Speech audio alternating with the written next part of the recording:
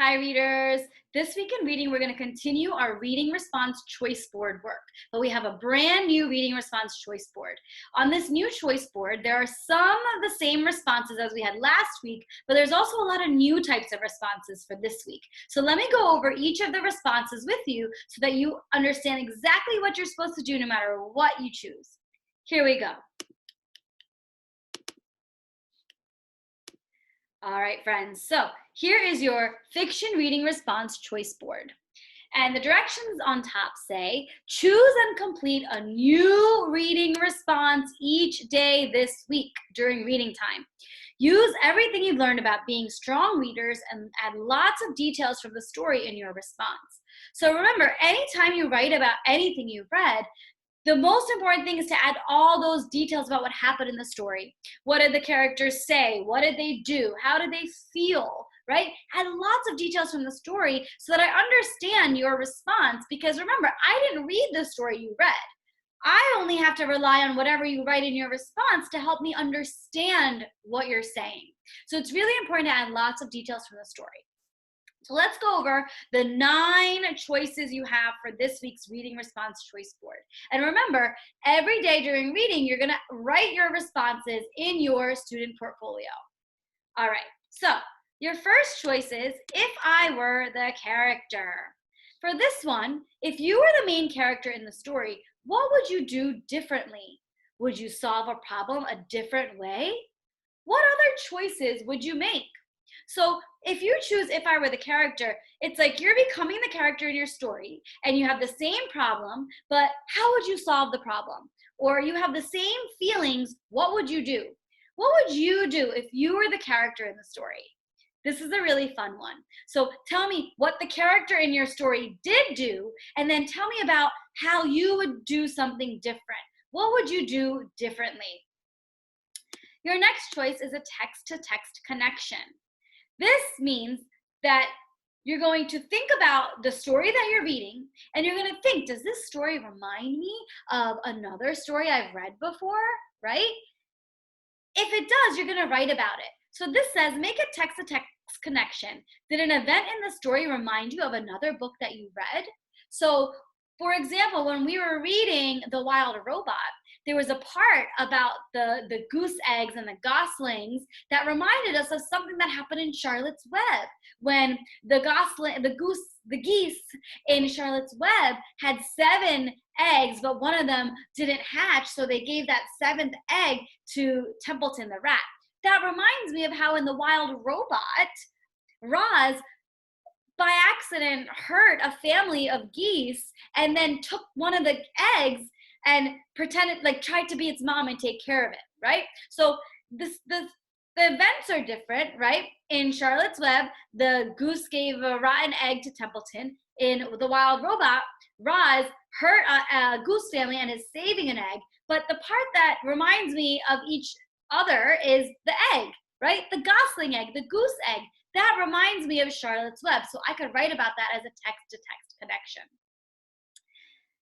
Your next option is a character study, okay? So for this, you're going to choose one character from your fiction book. What are 2 character traits that describe them? Use evidence from the story to support your answer. So this is like that really important character trait work we do. Is your character smart, adventurous, brave, mean? Does he persevere? Is he empathetic? Like, who is your character?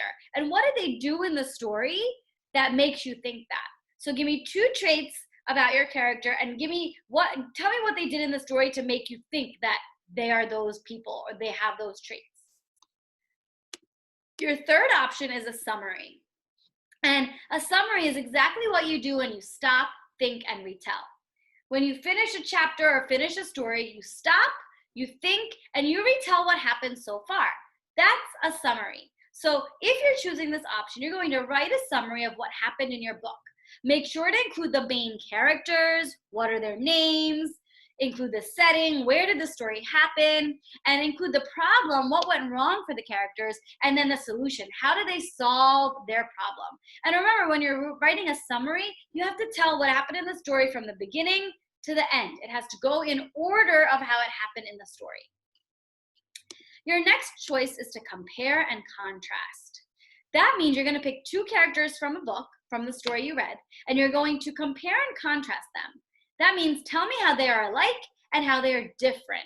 Okay? Here, you're going to look at what the characters say, what they do, how they act, what they think about, what they feel, and tell me how they're alike and how they are different. Okay? The next one is a book cover. If you were the author of this story, you would design a new book cover and give it a new title, right? And you're going to write a little bit about the changes you made. So if you change the book cover to something else, tell me why you changed to that. What happened in the story, give me details, that made you change the title to that title, or made you change the cover picture to this new cover picture. Okay, this is a fun one too because you can get very creative, but make sure you're using what happened in your story to help you decide a new title and a new cover picture for your book cover. The next one is predictions. This is also something that we do often when we're reading. Whenever we're reading, we should have a pad of Post-its or a notepad or something where we can write down anything that we think about while we're reading. And sometimes when we're reading, we like to predict or guess what we think is going to happen next. But before reading a story, we can also predict what we think is going to happen. So we can take a sneak peek, look at the title and the cover and the blurb, and we can make a prediction about what we think is going to happen before we even read the story, okay? Then after reading, you can explain if your prediction was correct. If not, what did the character do differently? What was wrong about your prediction, okay? So for predictions, before reading a new story, you would write a prediction about something you think will happen in the story. Use your sneak peek to help you make those predictions. After reading, explain if your prediction was correct. If not, what did the character do differently? The next one is visualizing, and we talked about this a few weeks ago.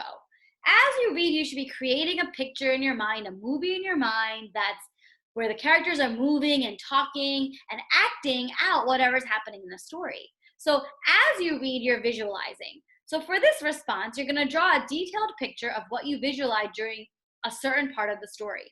Remember, visualizing is when you have to create a movie in your mind of what the characters are doing. Make sure to write a few sentences describing that part of the book.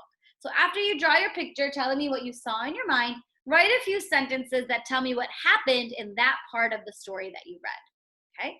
And then your last choice is to write about your favorite part, right?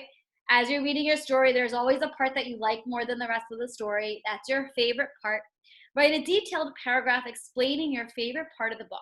Why was this part your favorite? What did you like about it? How did it make you feel? Okay, lots of details about your favorite part. All right, friends, very nice.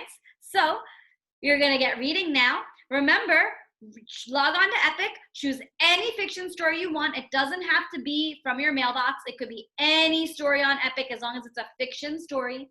We're not doing informational stories this week or comics or anything like that. Make sure it's a fiction stories that have characters and settings and problems and solutions. And add lots of details in your reading responses, which you're gonna add to your student portfolio. All right, friends, happy reading. Bye.